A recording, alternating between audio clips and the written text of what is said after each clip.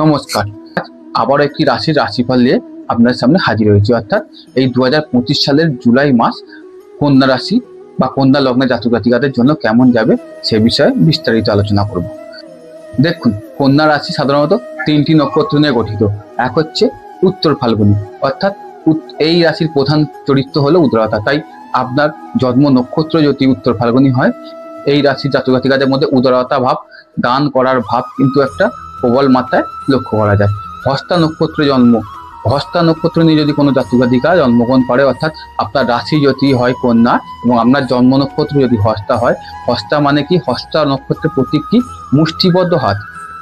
অর্থাৎ সকলকে নিয়ে, সকলকে একত্রিত করে কাজ করার মানসিকতা এই হস্তা নক্ষত্রের জাতক জাতিকাদের মধ্যে দেখা যায়। এরা সকলকে নিয়ে মিলেমিশে চলতে পারে। এই নক্ষত্রের প্রধান বৈশিষ্ট্যই হলো সকলকে নিয়ে চলা। এবং এই রাশি আরেকটি নক্ষত্র নিয়ে অবস্থান করছে, সেটি হলো চিত্রা। চিত্রা হচ্ছে মঙ্গলের নক্ষত্র। এই নক্ষত্রের প্রতীক চিহ্ন হলো সাপের মাথার মন্দির এবং এই নক্ষত্রের অধিপতি দেবতা হলো বিশ্বকর্মা। অর্থাৎ সব কাজের নিপুণতা এই নক্ষত্রের জাতক জাতিকাদের মধ্যে দেখা যায়। সৃষ্টির যে কোনো সত্তা এরা প্রকাশ করতে পারে। এরা শিল্পবোধ এদের মধ্যে যথেষ্ট থাকে। এই নক্ষত্রে যাদের জন্ম হয় তারা ভালো চিত্রকার হতে পারে, মানে তারা ভালো আঁকতে পারে, তারা ভালো সঙ্গীত শিল্পে নিপুণতা আসতে পারে, তারা ভালো নির্মাণ কার্যে পারদর্শী হতে পারে।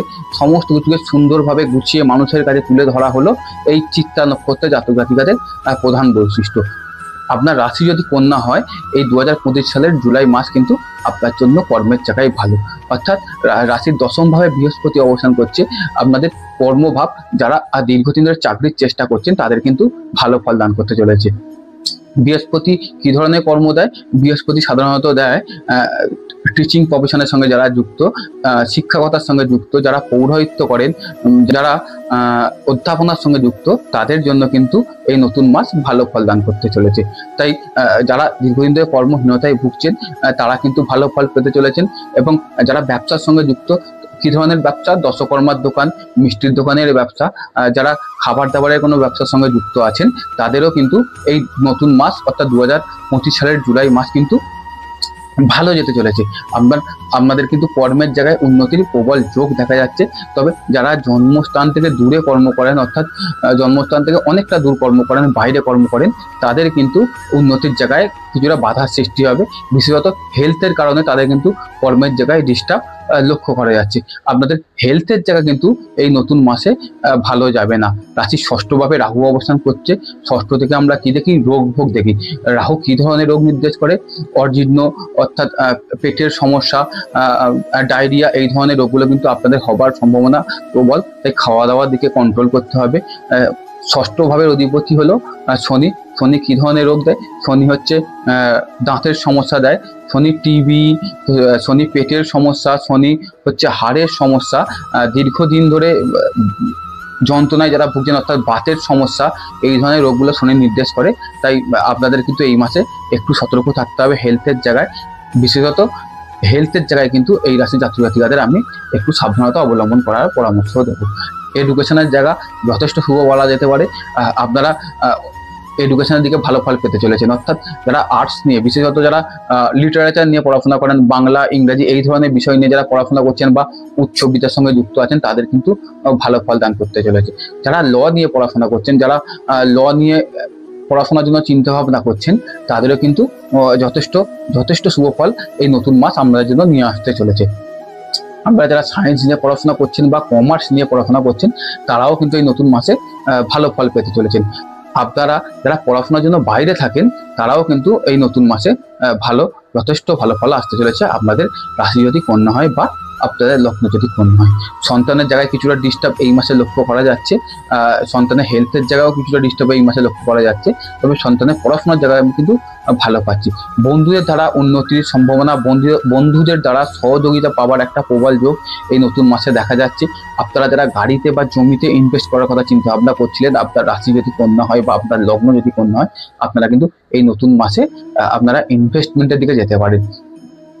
আপনারা যারা বিবাহের দিকে চিন্তা ভাবনা করছেন, অর্থাৎ কন্যা রাশির সপ্তম ভাবে শনি অবস্থান করছে, যাদের বয়স 32, 33, 35 হয়ে গেছে, আপনারা দীর্ঘদিন ধরে বিবাহের চিন্তা ভাবনা করছিলেন কিন্তু বারে বারে বিবাহের জায়গায় ডিস্টার্ব হচ্ছিল। বর্তমানে আপনার শনির দশা চলছে বা জন্মচারে শনি যদি আপনার ভালো অবস্থানে থাকে, আপনারা নিশ্চিত থাকতে পারেন আপনাদের এই নতুন মাসে কিন্তু বিয়ে হয়ে যাওয়ার সম্ভাবনা প্রবল। অর্থাৎ আপনার রাশি যদি কন্যা হয় বা লগ্ন যদি কন্যা হয়, এই নতুন মাস জুলাই মাসের পর থেকে আপনাদের বিয়ের যোগ শুরু হচ্ছে। অতএব এই 2025 সালের জুলাই মাস কন্যা রাশি বা কন্যা লগ্ন জাতক জাতিকাদের জন্য যথেষ্ট শুভ বলা যেতে পারে। সেটা আপনাদের কর্মের জায়গায় যথেষ্ট শুভ, আপনাদের বিবাহিত জীবনে যারা সমস্যার মধ্যে ছিলেন দীর্ঘদিন ধরে এবং কোর্ট কেসের মধ্যে আটকে ছিলেন, আপনাদের বিবাহিত জীবনে ডিভোর্স হবে এরকম একটা পরিস্থিতি ছিল, তাদের কিন্তু সেই সমস্যা থেকে তারা মুক্তি হতে চলেছে। কারণ সপ্তম ভাবে শনির অবস্থান, শনি কিন্তু সহজে আপনাদেরকে কিন্তু এই ডিভোর্সের জায়গা দেবে না। আপনারা সাবধানে থাকুন, নিষ্ঠার সঙ্গে থাকুন। শনিদেব কিন্তু আপনাদের সম্পর্ককে আবার সুসম্পর্কে ফিরিয়ে আনতে পারে। আপনাদের যথেষ্ট ভালো কাটুক এই 2025 সালের জুলাই মাস। এডুকেশনের জায়গা যথেষ্ট শুভ। আপনাদের হেলথ কিন্তু আপনাদের এই নতুন মাসে ভোগাতে পারে। বিশেষত শনি এবং রাহু যাদের জন্মচাটে অশুভ অবস্থান আছে, তাদের কিন্তু হেলথ অনেকটা খারাপ অবস্থার মধ্যে যেতে পারে। আপনারা সাবধানে থাকুন। কর্মের জায়গায়, কর্মপ্রাপ্তির জায়গায়, কর্ম উন্নতির জায়গায়, ইনভেস্টমেন্টের জায়গায়, গাড়ি জমিতে ইনভেস্টমেন্টের জায়গায় কিন্তু আপনারা যথেষ্ট ভালো ফল পেতে চলেছেন। যারা বাইরে থাকছেন তাদের জন্য তো যথেষ্ট শুভ। তাই আপনার রাশি যদি কন্যা হয়, আপনাদের এই 2025 সালের জুলাই মাস ভালো কাটুক, আমি ঈশ্বরের কাছে এই প্রার্থনা করি। সকলে সুস্থ থাকুন, ভালো থাকুন। নমস্কার।